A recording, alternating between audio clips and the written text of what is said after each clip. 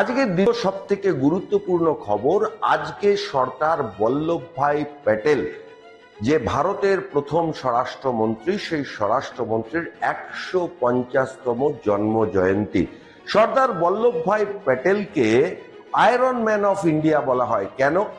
এই যে আজকে জম্মু কাশ্মীর যেটুকুনি অংশ ভারতবর্ষের বা ভারতীয়রা দেখতে পাচ্ছেন, সেই অংশের জন্য কিন্তু বিরাট অবদান রয়েছে সর্দার বল্লভভাই প্যাটেলের।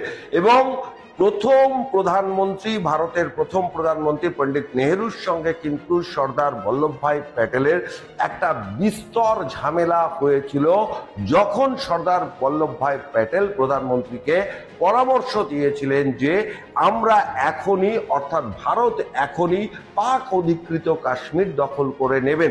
সেক্ষেত্রে তৎকালীন প্রধানমন্ত্রী কিন্তু সর্দার বল্লভভাই প্যাটেলকে সেই অনুমতি দেননি এবং পরবর্তীতে পণ্ডিত নেহেরুর সঙ্গে সর্দার বল্লভভাই প্যাটেলের বিরোধ বা ফাটল বা দূরত্ব এতটাই বেড়ে গিয়েছিলেন যে সর্দার বল্লভভাই প্যাটেল কিন্তু মন্ত্রিসভা থেকে পদত্যাগ করে বেরিয়ে আসেন।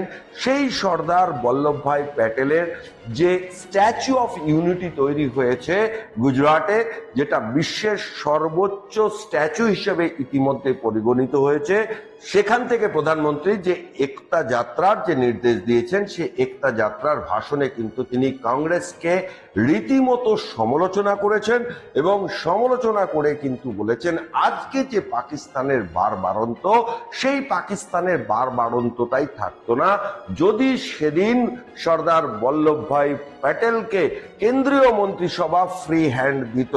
তো ন্যাচারালি কংগ্রেসের পক্ষ থেকে কিন্তু এই বক্তব্যের প্রতিবাদ জানানো হয়েছে।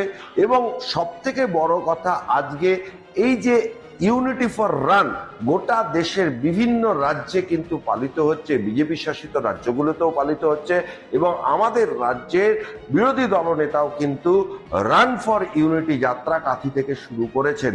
কিন্তু সর্দার বল্লভভাই প্যাটেলের যে ঐকান্তিকতা ছিল, যে একাগ্রতা ছিল এবং গোটা দেশকে রক্ষা করতে তিনি যেভাবে একেবারে সামনে দাঁড়িয়ে থেকে নেতৃত্ব দিতেন, সেই নেতৃত্ব দেওয়ার ক্ষেত্রে কিন্তু সর্দার বল্লভভাই প্যাটেলের যে ঐতিহাসিক গুরুত্ব বা অবদান, তা কিন্তু বর্তমান ভারতবর্ষ কোনো মতেই অস্বীকার করতে পারবেন না। কিন্তু যেভাবে সর্দার বল্লভভাই প্যাটেলকে একটা পলিটিক্যাল ক্যাম্পেনের অংশ হিসেবে বিজেপির পক্ষ থেকে তুলে ধরা হচ্ছে, এখানেই আপত্তি জানাচ্ছেন রাজনৈতিক বিশ্লেষকদের একাংশ।